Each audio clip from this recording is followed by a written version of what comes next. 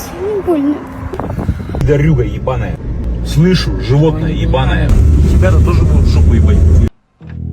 Ekranda ko'rib turganingiz mashhur blogerlarning hayoti va ular yillar davomida blog yuritishgan, o'zlarini qay darajada ideal oila ekanligini ko'rsatib kelishgan. Erkak o'zining farzandlarini va ayolini qay darajada haqorat qilgani va qay darajada ularga azob berganini ko'rsatib bergan. Lekin ular bu narsani keyinchalik aytishgan. Shu paytgacha ular juda ham chiroyli hayotni, qay darajada baxtli ekanligini va lyuks hayotni, Maldiv sayohatlar, pullarni ko'rsatishgan va insonlarni ham ideal hayotga va ideal oilaga o'rgatib qo'yishgan. Ayol mana shunday boy hayotda juda ham baxtsiz bo'lib yashagan, lekin Instagramga bu narsani bildirmagan. Video orqali u ayolni muhokama qilmoqchi emasman, lekin Instagram bizni ideal oilaga, ideal kartinkaga, ideal turmush o'rtoqga, ideal tanaga o'rgatib qo'ydi. Lekin bilishimiz kerak bo'lgan narsa, aslida ideallik mavjud emas.